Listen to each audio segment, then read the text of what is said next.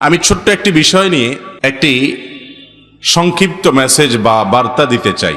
আল্লাহ রাব্বুল আলামিন কিয়ামতের ময়দানে আমাদের আমল গুনবেন না মাপবেন? আমল কি গণা হবে, কাউন্ট করা হবে, না ওজন করা হবে?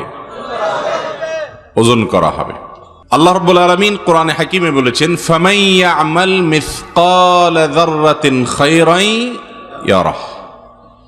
যে ব্যক্তি জাররা পরিমাণ, যেটার পরিমাপে ওজনে জাররা পরিমাণও কোনো ভালো কাজ পাওয়া যাবে, সে তার বিনিময়ে আল্লাহর কাছে পাবে। আর যদি কেউ জাররা পরিমাণে খারাপ কোনো কাজও করে, সেটার কারণে শাস্তি এবং তিরস্কারের মুখোমুখিও তাকে হতে হবে। আমলের মধ্যে সবচেয়ে ওজনী এবং ওয়েটফুল আমল, সবচেয়ে ভারী আমল হলো বান্দার উত্তম আচরণ, সুন্দর চরিত্র। বাহ্যিক যে আমল আছে, এই আমলগুলোর গুরুত্ব অবস্থা ভেদে এবং এর বিধান ভেদে পরিবর্তন হয়, কম বেশি হয়। ফরজ বিধান, ফরজ আমল এর গুরুত্ব সবচেয়ে বেশি, ওয়াজিব, তারপরে এরপরে সুন্নাত, এরপরে সাধারণ নফল। কিন্তু বান্দার কিছু চারিত্রিক আমল আছে, যে আমলগুলোকে আমল হিসাবে আমরা বেশিরভাগ মানুষ জানিও না, মানিও না, যার কারণে আমরা অনেকেই জান্নাতে যাওয়ার প্রতিযোগিতায়, জান্নাতে যাওয়ার দৌড়ে পিছিয়ে আছি। হয়তো আমি নামাজ কালাম পড়ছি, আমি রমজানে রোজাও রাখছি, আমি আলহামদুলিল্লাহ অনেক বড় বড় হারাম কাজ থেকেও বেঁচে থাকছি, এরপরও জান্নাতে যাওয়ার যে প্রতিযোগিতা, যে কম্পিটিশন, সেখানে আমি পিছিয়ে আছি আমার অজানা বড় বড় কিছু ভুলের কারণে। যে ভুলগুলোকে বড় ভুল তো পরের কথা, ভুলই মনে করি না আমরা। এরকম একটি বিষয় হলো মানুষের চারিত্রিক যে ত্রুটি আছে সেগুলো। চারিত্রিক ত্রুটি বলতে আমরা সুনির্দিষ্ট কিছু বিষয়কে বুঝি। চারিত্রিক ত্রুটি বলতে এক দুটি বিষয় নয়, বিশাল বড় লম্বা তালিকা এবং লিস্ট আছে। সে লিস্ট ধরে ধরে যদি দেখা হয়, তাহলে দেখা যাবে যে এই ত্রুটিগুলো কি পরিমাণ আমাদের মাঝে আসে।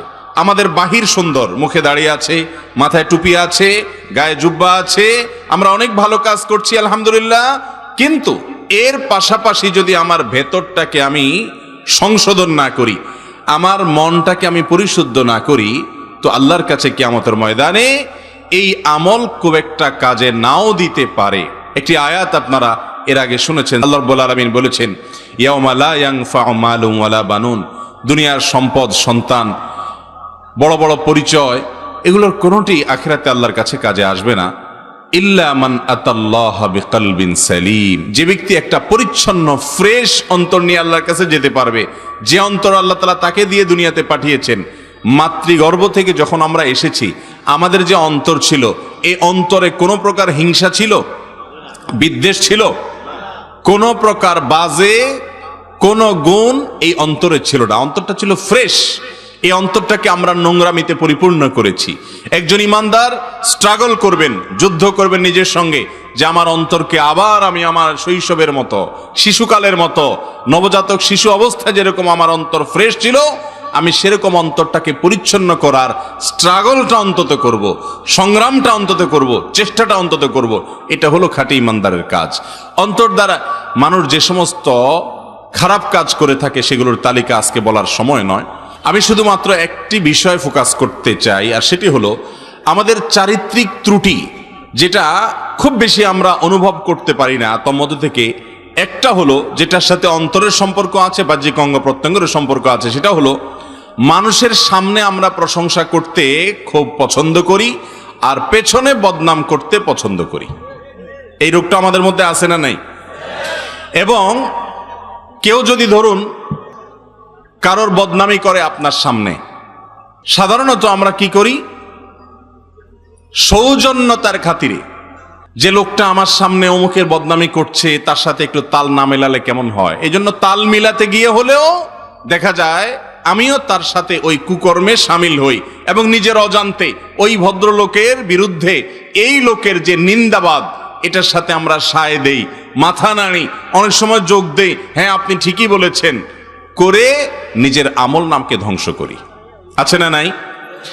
আবার যেই লোকের সামনে আপনি প্রশংসা করছেন, ওই লোকটারই পেছনে দুর্নাম করছেন।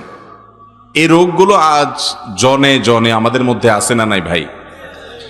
সামনে প্রশংসা করছেন, কিন্তু পেছনে যাওয়ার পর বা তার অগোচরে আপনি সুযোগ পেলে, চান্স পেলে বদনাম করছেন। ওই লোকটারই সামনে আপনি বদনামি করেন না, সামনে করেন প্রশংসা আর পেছনে করেন বদনাম। এই রোগটা কোনো কোনো ক্ষেত্রে চগলখড়িতে পরিণত হয়, আরেকটা কবিরা গুনাহ। নবী করিম সাল্লাল্লাহু আলাইহি সাল্লাম বলেছেন, লা ইয়াদখুলুল জান্নাতা কাত্তাত, আই নাম্মাম।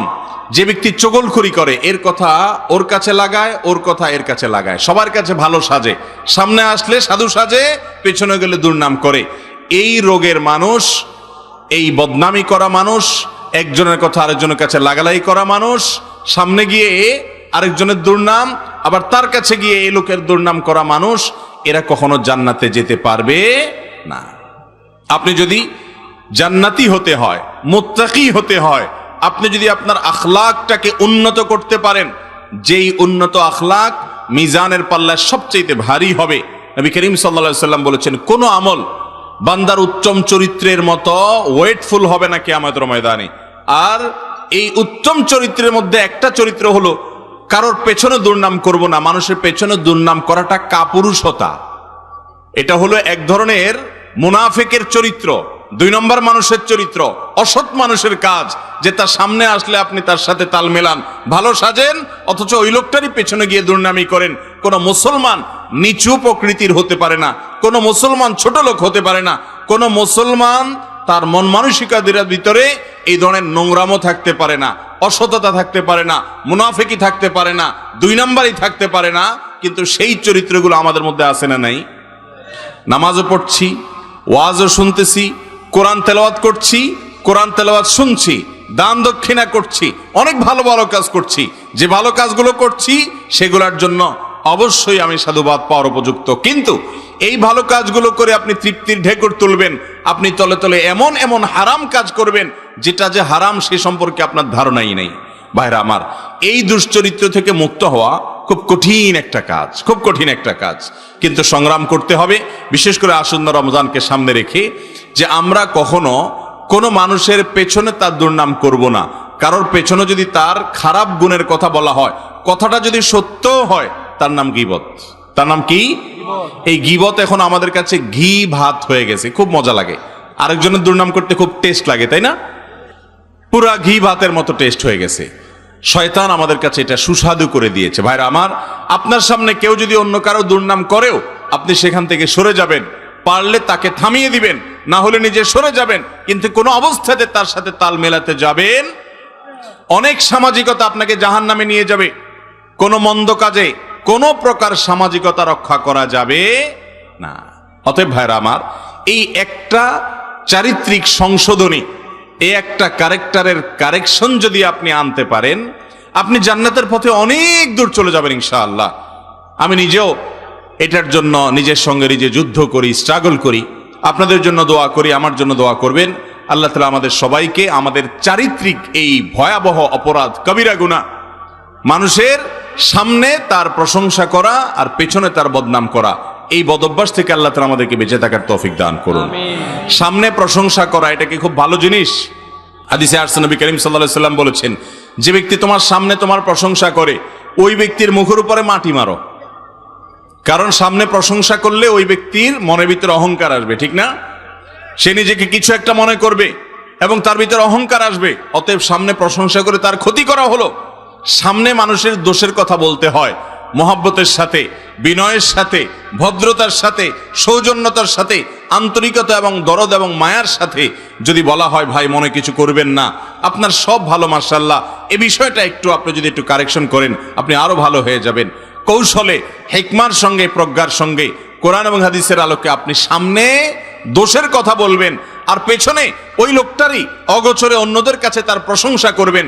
তাহলে সমাজের সম্প্রীতি তৈরি হবে, ভালোবাসা তৈরি হবে, অন্যরা তার সম্পর্কে ভালো ধারণা তাদের মধ্যে তৈরি হবে, তাদের মধ্যে পারস্পরিক সৌহার্দ্য তৈরি হবে। আর সামনে প্রশংসা করলে ওই লোকটা অহংকারী হবে, দাম্ভিক হবে।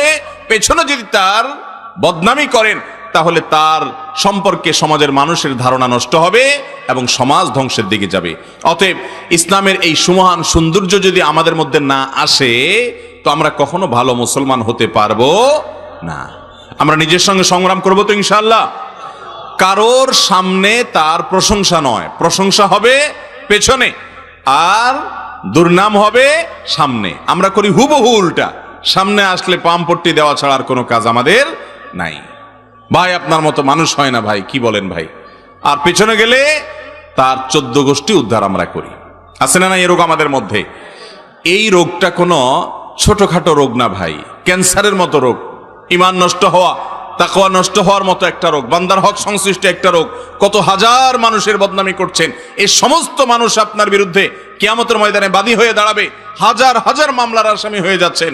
অতএব ভাইরা আমার, এই ঠোঁট কন্ট্রোল করা শিখতে হবে, যে আমার দ্বারায় কারোর অধিকার নষ্ট হবে না, সামাজিক সম্প্রীতি নষ্ট হবে না। আল্লাহ তাআলা আমাকে আপনাকে আমাদের সবাইকে আমল করার তৌফিক দান করুন। গোটা সমাজ আজ তেলবাজে ভরে গেছে ভাই, সামনে শুধু কিভাবে তেল দিবে, কিভাবে পাম্পট্টি দিবে, এই করা লোক সমস্ত জায়গায়, সব ক্ষেত্রে, অফিসে, আদালতে, রাস্তায় ঘাটে, ব্যক্তিগতভাবে, পারিবারিকভাবে, বিভিন্নভাবে দেখবেন যে মানুষ এই অপরাধের চর্চা করে। আছে না না এই রোগটা আমাদের মধ্যে? ভাইরা আমার, তেলবাজ সামনে পাম্পট্টি দিয়ে আলা মানুষ কখনো ভালো চরিত্রবান মানুষ হতে পারে না।